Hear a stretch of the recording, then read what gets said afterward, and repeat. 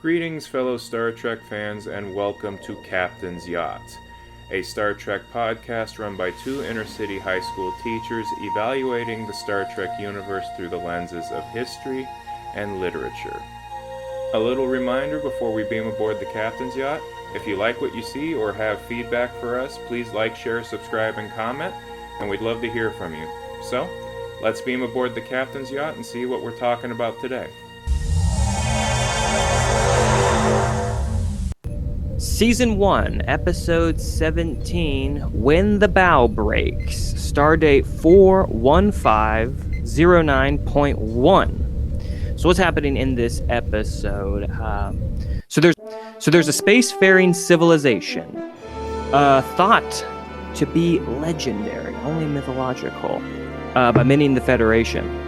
And they warmly receive Picard in the USS Enterprise, only to steal all the not all the children, that's a mistake, only to steal some of the children aboard the ship and display some awesome power by easily defeating the Enterprise and send it hurtling through space.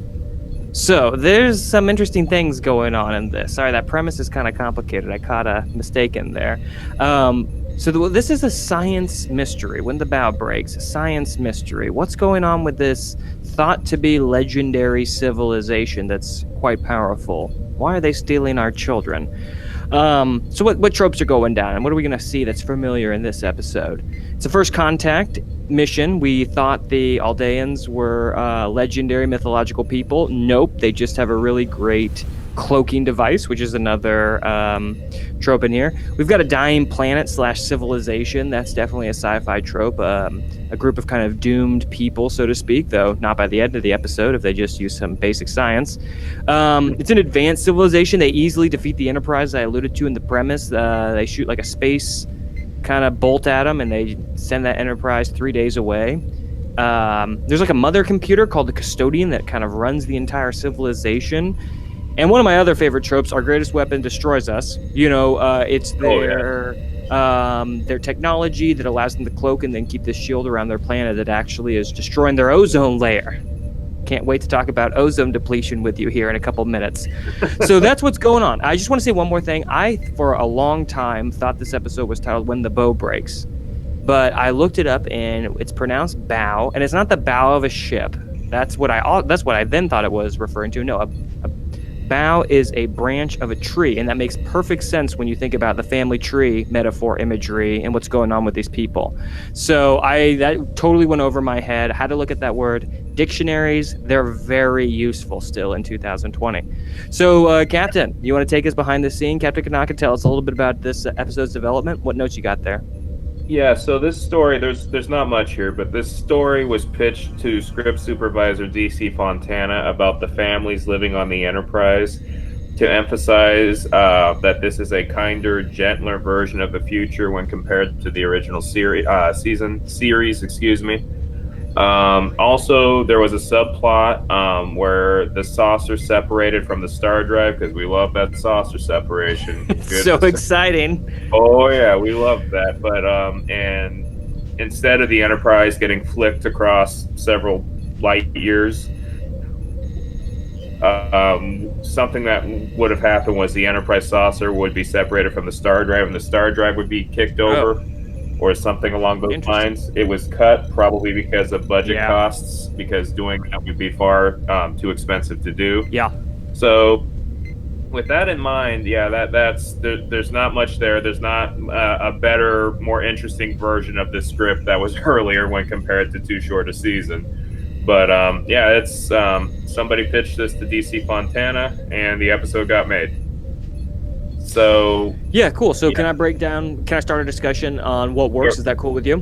Nice. Right ahead. So I guess I just want to try to make the story of me learning that I didn't know what this word was more interesting. I promise that's not the only thing I care about in this episode, but okay, I started thinking about it. What is a bough? A bough is a branch of a tree, right? And what are these people lacking? These people are lacking the ability to have offspring, the Aldeans. So I really like the symbolism behind this title.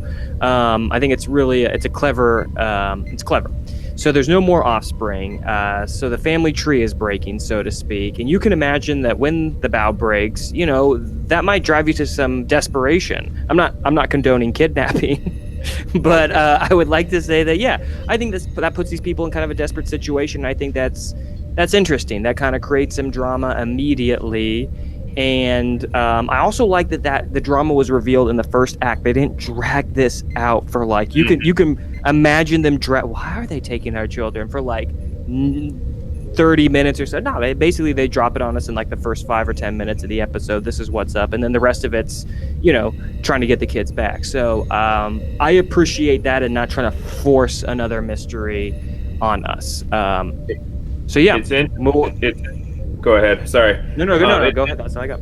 It's interesting that you bring it up and how they don't drag something out, because the next episode we're going to review Home Soil. Oh my God, they drag that one out for a long. They drag some things out in that episode, yes. Yeah, goodness sakes, they do. So, with that in mind, what works for me in this episode is it's serviceable world building. For better or worse, this episode further solidifies this utopian thesis of Star Trek: The Next Generation.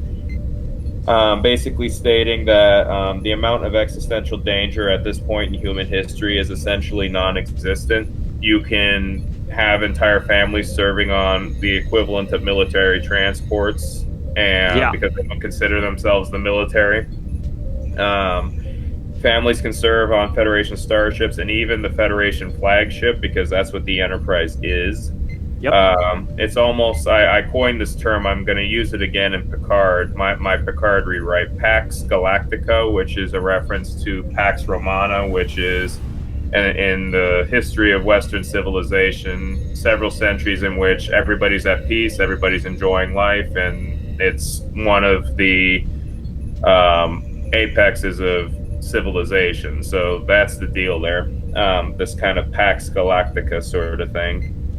This motif plays into Roddenberry's thesis that we've achieved peak maturity. Unfortunately for some, that trope and trend seems to go on a little bit too much and get spread too thin. Case in point, I'm curious about what your perspective on this is, Scholar Beta, but I've come across a lot of Star Trek fans that absolutely hate the notion of families living on active Federation starships. What's your opinion on that? Yeah. I guess I'm kind of mixed on it. I like the sense of idealism that there isn't a lot of danger out there, but as a Star Trek fan, we definitely know there is a lot of danger out there. And sort of the unknown with the assumption that there could be some danger is what makes the show interesting, so to speak. Like, you don't really know what's out there. That's kind of fascinating. Here's what I don't like about it, and this is definitely something I read much later in life and think about much later in life. If you are a military ship carrying families on board, I feel like that necessarily means you're kind of colonizers. You know what I'm saying? It kind of necessarily means you're kind of roaming the galaxy with people that you can kind of put down at a moment's notice at a new establishment, and then defend said establishment. I don't know. It's just kind of smacks of. And we're going to talk about this with the terraforming, because I think I've got some colonization vibes in that one going as well. Yep. And there's an indigenous life form on that planet as well. But like, dang, I don't know. There's just it's kind of a little darker vibe that I don't know if Roddenberry was thinking of, or maybe he didn't have a post-colonial sort of lens to look at Trek through. But that's kind of what I get a little of that myself. What do you think about that? So the cultural overtones I hadn't thought of in terms of them being colonizers. But in a sort of Pax Galactica sort of way, I think it's a good thing, and it's played out in the episode because despite the many hang-ups that we've gone away with, and according to Roddenberry's utopian thesis, there are still some things that keep us human. Filial bonds and those bonds between parent and child are as strong as they've ever been, and really emphasizing that, for better or worse, really says something, because you could just have easily said, okay, we're going to give up our kids and you're going to give us thousands of centuries worth of technology that's beyond our understanding. It could have just as easily gone that way, because one aspect of Roddenberry's thesis is that technology solves all our problems. Yep, And yep. the fact that children are on the Enterprise for that point, from a storytelling standpoint, this is one of the reasons why I like Sisko. My top three Star Trek captains are Picard, Sisko, and Kirk. And the thing that makes Sisko better than Picard is the dynamic he has with his son. Yeah. To being a commander having to hold the country, the station together during all these turbulent times, he also has to parent his son, and that provision in Starfleet, which allows that to happen, makes Sisko more interesting to me than Kirk is. So, from a storytelling and thematic aspect, I'm okay with it from that point. And it adds, for the purposes of this episode, a level of humanity over it, because Roddenberry had some very interesting views on the family, specifically dealing with death, which we're going to talk about in season 3, where he got in his basically post-humanity thesis, and it kind of muddied up and wrecked an episode in season 3. But I'm generally okay with it, but I had not considered the overtones, the cultural overtones of colonization, and there is something to be said about that. Yeah, and colonies get the Federation in trouble in many episodes. They have to move their colonies. They have to figure out a way to help their colonies. Colonies spring up in places that they have no claim to, all kind of stuff like that. So it's definitely on some of the writers' mind. Was it on this writer's mind? I got no idea. I'm not sure if that's the thing they were exploring with families on the Enterprise. Hey, as a teacher, and we'll talk about this when we get to the interiors, but I'm glad they have a classroom on there. Those children need to learn. They don't want them just on their screens in their quarters all day long. You got to get them into a social atmosphere. And they have got a classroom, so that's kind of cool-ish, Anyways, yeah, let's talk about that for a second. Because you said like the familiar bonds were stronger than ever. What do you think about that calculus stuff? Or actually, maybe we should hold that for just a second. Let's hold on to that for a sec, because that is definitely what doesn't work for me on this episode. But what works for you, Scholar Beta, on this episode? Okay, so I think there's a couple things I want to talk about really quickly, and that's were the Aldeans advanced? Remember, because I said like they have some advanced technology, or were they just controlled, subjugated by advanced technology? AKA, they were like living in a cyberocracy or something like that, controlled by computers, ruled by computers. Okay, so we have this. Why am I thinking about this? Well, we have this custodian, right? It's a central computer that Wesley kind of interfaces with and learns about, and I guess maybe his societal job will be to be IT for it or something like that, since on Aldea, all the kids are split up into like, what are you good at, and that's what you're going to do. So you're good at music, you're good at whatever, art. You're good at computers. So what is the custodian? Is a custodian is someone who cares for or looks after something, kind of like our very own beautiful school? Was the custodian really caring for the Aldeans if it was allowing them to die? That sounds kind of a strange... Did it know about the cancer, or the chromosomal degradation that its power shield was causing? I don't know. I'm not sure. That's a question that's unresolved. That's a good question. No, it is unresolved. But then I kind of think about it in a bigger sense, what technology are we willing to compromise? Are we willing to allow to compromise our safety? Kind of what technology are we allowing to kill us too, in sort of a way, Yeah, a lot of technology brings a lot of power, positive forward developments, but it also has a lot of detrimental side effects that we often don't even discover or realize until much later, So I think this is kind of an episode that brings up some interesting questions about our relationship with technology, if you kind of look into it like that. Okay, so then one other thing that works for me is even though the Aldean government is kind of dumb, for lack of a better word, they are very advanced, but their scientists can't figure out what's killing them, and Beverly figures it out in 5 minutes. At least they are willing to acknowledge a problem they've created and vow to change it once it's brought before them. Okay? So Remember back in the day when our biggest environmental issue were like clean resources like water and air and the ozone layer? You know, in the naive world of being a child, that's like in the 90s and 80s, that's what it was all about, right? The ozone layer is being depleted. So this episode weaves that environmental issue into it. Um, and so, like, this issue originally caused by technology is solved with a lifestyle change that comes from an acknowledgement from leadership. I just think that's refreshing. You know, Yeah. okay, we have this piece of technology. It's wrong to use it because it's killing our people and drove us to do this desperate act. We're not going to do it anymore.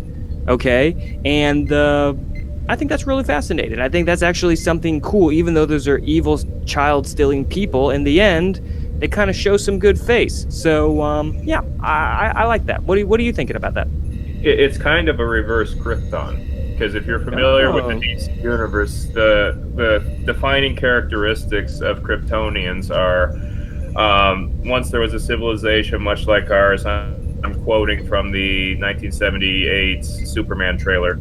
But with greater intelligence, greater power, and a greater capacity for good. And yet, despite all these quote unquote superiorities over humanity, it's their vanity, which Jor-El calls. That's mm, what he attributes the fall of Krypton to.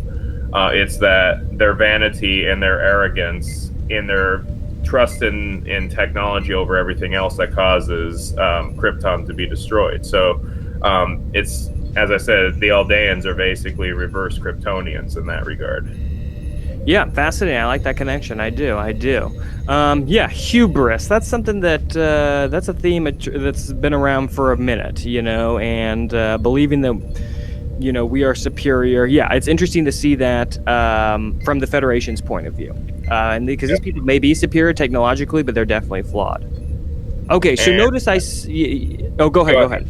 after you, Yeah, I was gonna say. Notice I said it's the ideas that are interesting. The idea of like admitting you're wrong and about an environmental issue, and then changing your position, or the idea of like, are we controlling the technology, or is the technology controlling us? Those ideas are fascinating, but I think it's the execution to me that's kind of flawed. So like, there's a bunch of issues wrong with the premise of stealing these children from the Enterprise. Sorry, it took me a second to get that sentence out. So, did they really think that the Enterprise would just trade them straight up? Did they really think that? You know what I'm saying? Like, did they? I don't know, man. That seems like a long shot. Yeah, what do you think? so they might have, because the Federation's reputation is that technology cures everything and technology solves all of humanity's problems. And as I said, a possible offshoot of Roddenberry's thesis is that they would do that because needs of the many, needs of the few, the needs of the many outweigh the needs of the few. We have technology that can make life better for the entire Federation. If you give up, how many kids were there? Six? You give up six, Yeah. yeah, you give up 6 kids and the entire Federation benefits. They might have, to give the benefit of the doubt, given the Federation's reputation and Star Trek's reputation in general, they might have thought that. But I absolutely agree with you that, considering that these people are humans and have a more humane way of looking at things than strictly a utilitarian perspective to things, a purely utilitarian perspective to things, they might have thought that.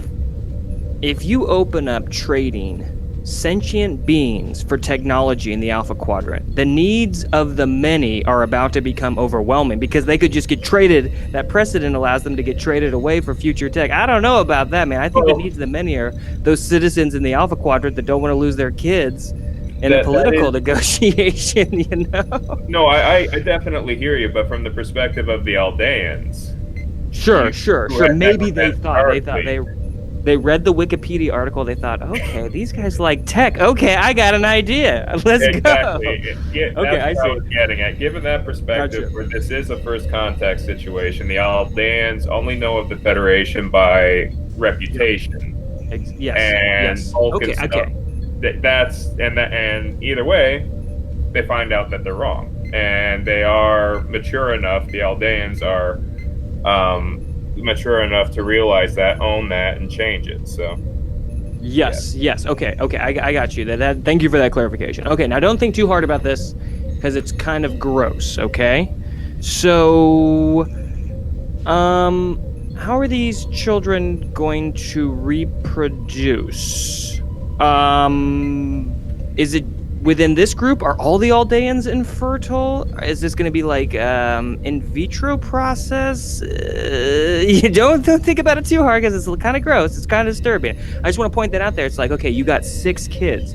How is that going to help your reproduction rate at any sort of level that could save your civilization? I'm not sure. I just, to me, that's kind of weird. That's really weird, and I don't like to think about it. I hope you don't stay up at night thinking about that. Yeah. Moving on. Okay, my last point. We've used this phrase a lot, and I don't want our listeners to get tired of it because I think it's really important. It's to understand. But this concept of this fantasy of the same. When I look at Aldea, I see a bunch of white people running the government, okay? And I see a bunch of white people being the only people who can teach music and art, okay? And again, the showrunners and production designers are amazing at making Starfleet diverse. They're very good at it. A starbase is diverse. The bridge of a starship is diverse. They're very good at that. And inclusive, too. We're talking about what's the difference. The difference is diversity is, a range of species and races, and inclusion is those people actually making decisions at the table, like Geordi driving the Enterprise or being the chief engineer and such, or Worf giving tactical input and such. That's inclusion. But yeah, here in Aldea, we got monoculture, and I'm starting to think maybe the writers know that and are writing it as a way of critically pointing out that these homogenous societies are flawed, but no one says anything about it. There aren't any other hints or clues, so that's just annoying me a little bit. I wonder if that changes in season 2, 3 as we go forward and get rid of like hanging out with mysterious humans and doing more like hanging out with aliens that we meet along the way, because that kind of changes as we move forward. So yeah, those are kind of the big things that are not working for me, like an investigation of the premise on any level, and then kind of thinking about that fantasy of the same on Aldea. How about yourself, Captain? So I don't have much to say here. It just the only thing I have to point out is it gets a little too precious at times. The opening scene attempts to set up an endearing tone, but the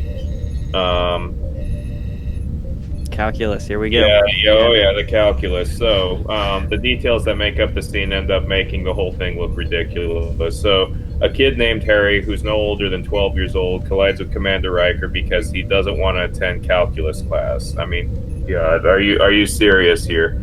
This kid has barely hit puberty and he's taking a math class that most people haven't taken.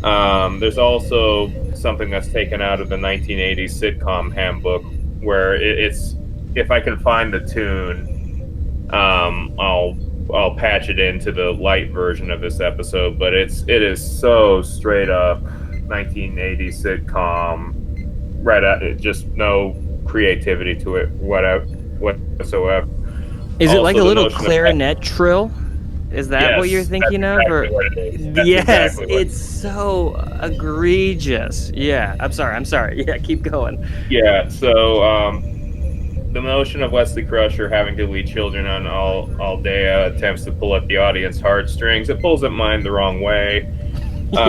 This whole calculus subplot at the very end, Dad, I want to be an artist. I don't want to take calculus. And the dad says, this is the big payoff to the whole episode, this B or C plot. The dad says, you can be anything you want to be, but you got to take calculus.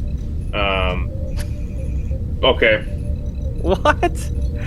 I feel like that undermines the theme of the episode. Exactly. That we're supposed to be contrasting these people, and it's the Aldeans are like picking you from birth, and you must be an artist, Captain, and in Scholar Beta you must be an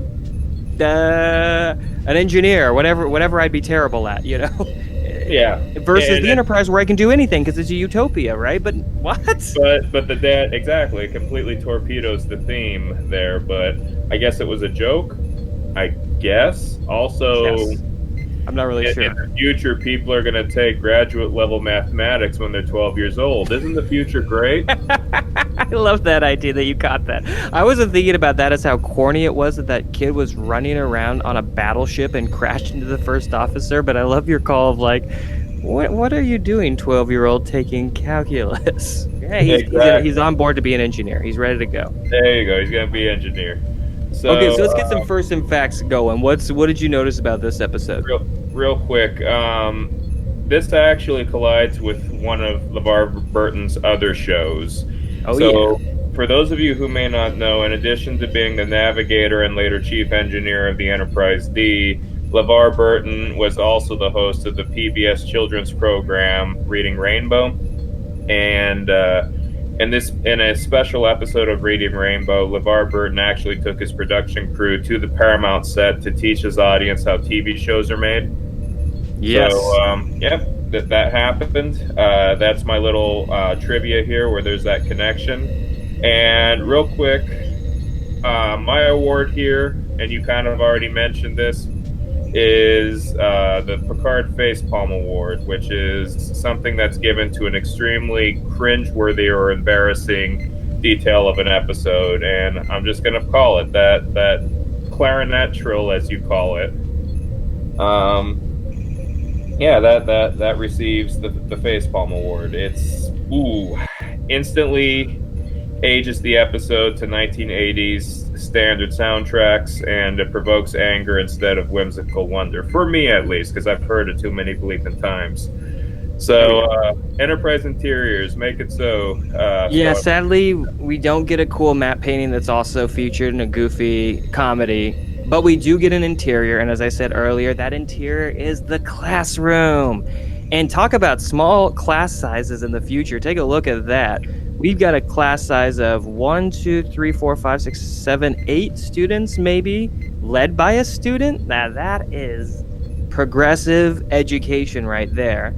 And we've got this beautiful, clear lectern, and we've got some computer stations and some conference room chairs, that you'd see at the Marriott Hotel, but whatever, I love it. I love that there's a classroom on board. Hey, I thought Keiko was the teacher. Where's Keiko? Is she on her prep period or something like that, and she put her TA in charge of the class? Because I would love to do that sometime. We don't know who Keiko is. She's still doing botany right now, as far as we know. I guess that's right. Keiko hasn't got her license yet. She hasn't passed EdTPA. So before I keep making stupid teacher jokes that are going to fall deaf on many of our listeners' ears, yeah, there's the classroom. There is a classroom on board. And if there are families on board, it is kind of cool that there is a classroom. I'd like to know what it would be like to be a student in the Federation. Oh, yeah. That would be cool. You do see a glimpse of that real quick. You do see a glimpse of that in Deep Space Nine, in which Keiko, it's one of the last episodes of season 1, in which Keiko O'Brien gets in trouble with the Bajorans over basically the subplot of this. The subtext of this is science versus religion. Oh yeah. And she gets upset with that. One of the Kais, the Bajoran leaders, who's fundamentalist, gets a little upset with Keiko O'Brien and basically asks to see the manager. So, little interesting thing that's the closest I think we're ever going to get to seeing how teaching works in the 24th century Federation. So, awesome. I like to say maybe there is a teacher in this scene. Maybe that isn't a student. The woman standing in front of, not behind the lectern. I can't really tell, but nonetheless, it looks idealistic. I love that class size. Mine is about 4 times bigger than that. It's pretty brutal mine sometimes. Too. But that's all. That is tricky. All right, are you ready for beam out? Transporter room, we're ready.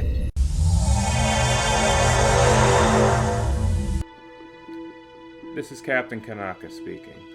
On behalf of my esteemed colleague at Scholar Beta, we hope you've enjoyed this deluxe version of Captain's Yacht, a Star Trek podcast.